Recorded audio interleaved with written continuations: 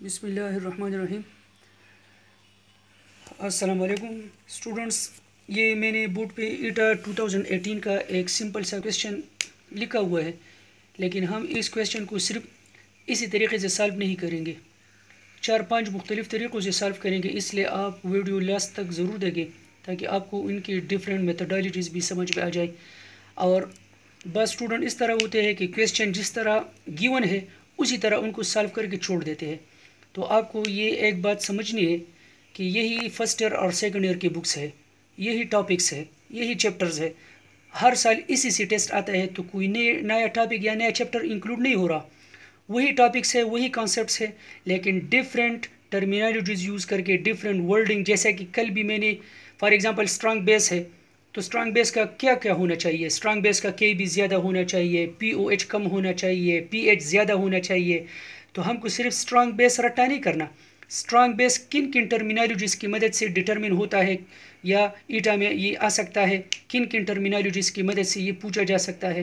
तो इसी तरह आप अगर क्वेश्चन कोई गिवन है तो उस क्वेश्चन को आप हार्ड वर्क करके सिर्फ सॉल्व मत करें, बल्कि स्मार्ट वर्क करके उसी क्वेश्चन को डिफरेंट तरीक़ों से ट्विस्ट करें कि हो सकता है अगली साल ये क्वेश्चन इस तरह पूछा जाए, हो सकता है इस क्वेश्चन को इस तरह भी हम कर सकते हैं। तो मेरा मशवरा ये है कि जब आप कोई क्वेश्चन सॉल्व करते हैं तो उस क्वेश्चन को फिर सोचें कि ये क्वेश्चन 5-6 मुख्तलिफ तरीक़ों से कैसे आ सकता है। तो इसी के लिए आप वो लास्ट तक ये वीडियो देखिए। बिस्मिल्लाहिर्रहमानिर्रहीम। अच्छा, स्टार्ट करते हैं। Which of the following release more heat of neutralisation. Simple question है कि यार जब एसिड बेस रिएक्ट करता है तो हीट ऑफ न्यूट्रलाइजेशन रिलीज होता है, और 1 mole of heat of neutralisation when 1 mole of acid react completely with 1 mole of a base, so how much heat is released? minus 57.6 kilojoule per mole or minus 13.7 kilo calorie. आप इसको अगर 4.184 पर divide करें तो minus 13.6 kilo calorie आएगा। तो question है कि किसका हीट ऑफ न्यूट्रलाइजेशन ज़्यादा होगा। तो 1 mole sodium hydroxide strong base, 1 mole perchloric acid strong acid, obviously 1 mole of acid and base react, so how much heat will release? minus 57। यहाँ पर भी 1 mole strong base, 1 mole acid, how much heat release? minus 57.6। Here 1 mole of a base, 1 mole of acid. But यहाँ पर students अक्सर वो confuse हो जाते हैं कि सर एसिड तो डायप्रोटिक है, इसका 1 मोल तो 2 मोल हाइड्रोजन आयन देगा। बिल्कुल 2 मोल हाइड्रोजन आयन देगा, लेकिन यहाँ पर हाइड्रोक्सल आयन 2 मोल नहीं है, बल्कि हाइड्रोक्सल आयन यहाँ पर क्या है? 1 मोल है। सो यहाँ पे हाइड्रोजन आयन की अमाउंट हाइड्रोक्सल आयन से ज़्यादा है, या हाइड्रोक्सल आयन की अमाउंट हाइड्रोजन आयन से कम है। और हमेशा प्रोडक्ट डिपेंड करता है लिमिटिंग रिएक्टेंट पे। So obviously the acid is डायप्रोटिक, but here the base available is 1 mole sodium hydroxide, so obviously it will also release minus 57.6.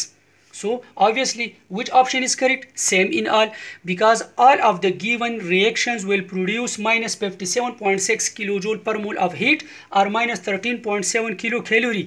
लेकिन अगर यही क्वेश्चन आप अपने जहन में इस तरह भी सॉल्व कर ले, अगर ये इक्वेशन बैलेंस होता, फर्ज करें यहाँ पर सोडियम हाइड्रोक्साइड 2 मोल्स होता, तो ऑब्वियसली इसका हीट ऑफ न्यूट्रलाइजेशन फिर minus 57.6 मल्टीप्लाई बाय क्या होता? 2 डबल, बिकॉज यहाँ पर हाइड्रोजन आयन 2 मोल है, हाइड्रोक्सल आयन भी 2 मोल है, तो 2 मोल्स के लिए हीट ऑफ न्यूट्रलाइजेशन भी उसका क्या होगा? डबल होगा। सो अगर ये इक्वेशन बैलेंस होता तो फिर इसका सही ऑप्शन क्या होता? सी।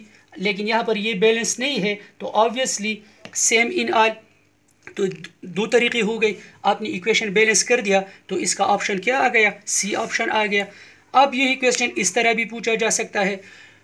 This equation can also be asked which one of the following have the limiting reactant. So यहाँ पर हाइड्रोजन और हाइड्रोजन आयन इक्वल है, इसमें भी इक्वल है, लेकिन यहाँ पर हाइड्रोक्सल आयन की तादाद हाइड्रोजन आयन से क्या है? कम है, या हाइड्रोजन आयन की तादाद हाइड्रोक्सल आयन से क्या है? ज़्यादा है। सो ऑप्शन सी में क्या है? Equation is non-stoichiometric. It is not balanced. This equation doesn't follow the law of conservation of mass. It is non-stoichiometric equation. Here the hydroxyl ion is limiting. Here the hydrogen ion is in excess. So this question may be asked in another way. For example, which of the following release मोर की जगह मैंने change किया और क्या लगाया, less heat of neutralisation. तो आप कहेंगे कि सर ए, बी और सी सारों में तो heat of neutralisation -57.6 kilo joule है। तो यहाँ पर मैं थोड़ा चेंज करके एमोनियम हाइड्रोक्साइड और HCl लिख लेता हूँ। तो आप कहेंगे कि सर यहाँ पर भी एमोनियम हाइड्रोक्साइड 1 मोल है और हाइड्रोजन आयन HCl भी 1 मोल है। तो ऑब्वियसली इसका भी हीट क्या होना चाहिए, -57.6। But here as ammonium hydroxide is weak base, it partially ionize, its 1 mole cannot produce 1 mole of hydroxyl ion. So obviously here the hydroxyl ion concentration will be less than hydrogen ion. Technically it is correct that ammonium hydroxide is also 1 mole, but here ammonium hydroxide is weak base. It cannot completely neutralize strong acid which is HCl. So obviously इसका जो heat of neutralisation होगा तो वो क्या होगा, less than -57.6 kilo joule पर मोल होगा। तो अगर क्वेश्चन ये है which of the following release less heat of neutralisation, तो यहाँ पर आपको कंफ्यूज नहीं होना कि सारों में 1 मोल हाइड्रोजन और 1 मोल हाइड्रोक्सिल आयन है। टेक्निकली ये है, ठीक है, लेकिन यहाँ पर कॉन्सेप्ट ये है कि यहाँ पर ये एक बेस जो गिवन है ये वीक बेस है, ठीक है। तो इस तरह हम डिफरेंट वीडियोस अपलोड करते रहेंगे आपकी क्वेश्चन सॉल्व करने के लिए। थैंक यू, अस्सलाम वालेकुम।